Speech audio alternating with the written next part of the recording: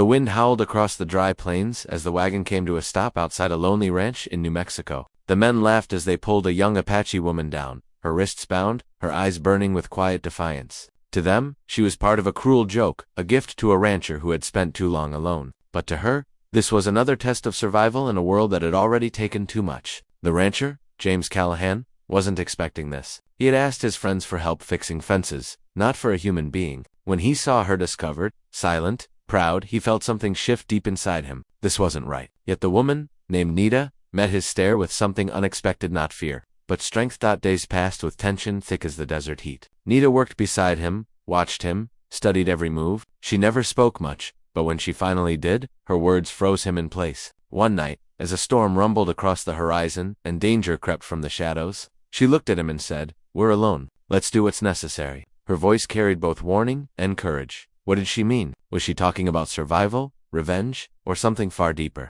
That night would change everything for both of them, and before the sun rose again, the rancher would learn that strength comes in unexpected forms, and trust can cost more than either imagined. The storm that night never truly left the land. It lingered in the air, heavy and uncertain, just like the silence between James and Nita. The next morning, the ranch looked different. The air smelled of wet earth, and the fences had been torn down by the wind. James tried to focus on the work, but his thoughts kept circling back to her words.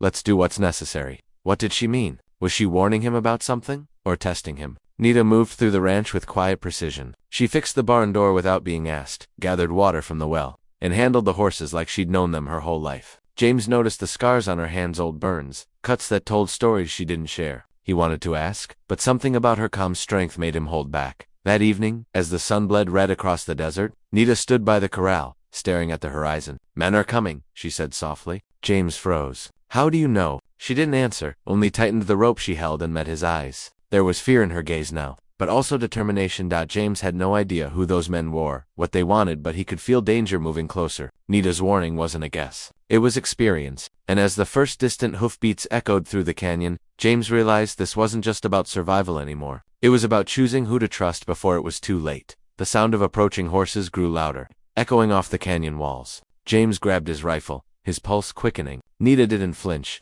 She stood still, her eyes fixed on the ridge. "They're not here for you," she said quietly. "They're here for me." Her voice trembled just enough for him to hear the truth behind it. James's mind raced. Was she running from someone? Or had those men been the same ones who brought her here? As the riders came into view, dust swirling behind them, James saw 3 figures armed, hard-faced men with the look of those who had nothing left to lose. They stopped at the gate, calling his name. He recognized one of them, a ranch hand who had helped with cattle last spring. "We're just looking for the Apache woman," the man shouted. "She don't belong here." James glanced at Nita, who stood her ground. "You gave her to me as a joke," he shot back. "Now you want to take her?" The men exchanged uneasy looks. "You don't understand what she's done," one muttered. Inside the house, the wind rattled the windows. Nita's breathing grew shallow, but her eyes stayed sharp. "If they find me, they'll kill us both," she whispered. "But if we run, they'll follow." The tension between them thickened with every heartbeat. James could feel it pull between fear and duty, between what was right and what was easy. Somewhere beyond the horizon, thunder rolled again, as if the land itself was waiting to see which choice he'd make. The night fell heavy and still, the kind of darkness that makes every sound feel louder. James had boarded the windows, checked his rifle twice, and set the lantern low. Nita sat by the hearth, her face lit by flickering light, her hands steady, though her eyes carried a storm of their own. Outside, the men waited. Their campfire burned in the distance like a threat, orange against the black horizon. "They won't leave," James said quietly. "Not until they get what they came for." Nita looked up, her voice calm but tired. "They think I stole something," she said, "but it wasn't gold or land, it was the truth. They killed my brother to keep it buried." Her words hit James like a hammer. The joke that brought her here wasn't random, it was a cover-up. Those men had meant for her to disappear. The wind picked up, shaking the loose boards of the barn. James moved to the window and caught a glimpse of movement near the corral. "They're closer," he muttered. Nita rose slowly, gripping the knife she had hidden beneath her skirt. "Then we do what's necessary." Every second stretched thin as they took their positions. The horses snorted nervously, the dogs began to bark, and a shadow passed by the porch. The creak of a boot on wood made James freeze. Nita met his eyes, steady, fearless. The next few moments would decide everything. Somewhere in the dark, a gun clicked, and the silence shattered. The gunshots split the night, echoing through the canyon. James ducked behind the doorway, heart pounding, as dust rained down from the ceiling. Nita didn't move. She slipped into the shadows, silent as a whisper. The men outside shouted, spreading out, boots crunching over the dry earth. James fired a warning shot into the dark, but something felt wrong, too quiet. too calculated. Then he herded a second group of horses coming from the east. Nita's eyes widened. They brought more, she whispered. They weren't supposed to find them. Before James could ask what she meant, a lantern flared near the barn, revealing a familiar face. Sheriff Dalton. James felt his stomach drop. The sheriff wasn't there to help. He was part of it. Callahan. Dalton's voice boomed. Step out and hand her over. You don't know what you're mixed up in. James looked at Nita, realizing just how deep this went. The men who had given her to him were working with the law. They wanted her silenced, and he'd been their cover. Nita stepped forward, her voice low but fierce. They killed my brother because he found the papers. The government land they stole wasn't theirs. He tried to tell Sungwon, and now they can't let me live. James felt the weight of her words settle like lead. The truth wasn't just dangerous, it was deadly. As torches flickered closer, he made his choice. He whispered, if they want you, they'll have to go through me. But the sound of boots on the back porch meant someone already had.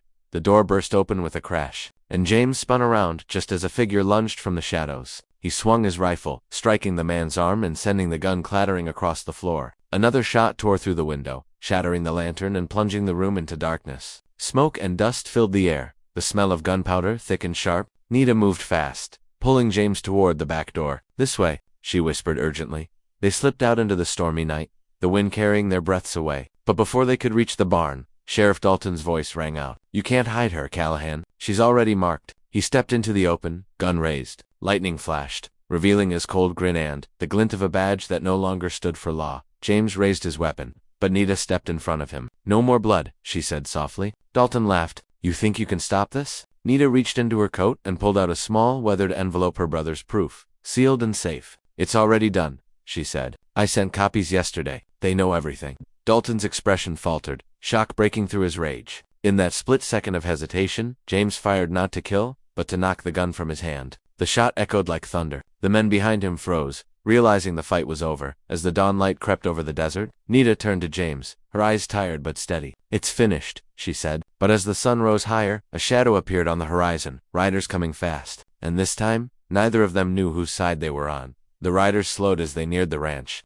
dust swirling around their horses. For a tense moment, James and Nita stood side by side, ready for whatever came next. But when the figures came into focus, relief washed over them. The men weren't outlaws or hired guns. They were federal agents, carrying the same seal that had been stamped on Nita's envelope. The proof her brother had died for had finally reached the right hands. Sheriff Dalton and his men were taken away without a fight. The land records were restored, clearing Nita's people's name and exposing years of corruption. As the agents rode off with their prisoners, the desert felt different, lighter somehow, as if it could finally breathe again.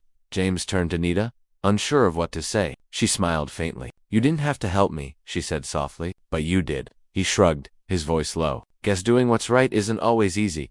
Over the next few days, Nita helped repair the damage left behind. The fences went up again, the horses were calm, and for the first time, there was peace in the silence. When she finally decided to leave, she left a small token behind, a carved pendant shaped like a hawk. James found it hanging by the window, a reminder of courage and freedom. That as she rode away across the sunrise-lit plains, James watched until she disappeared into the horizon, knowing that some stories end not with loss, but with the start of something truer than either expected.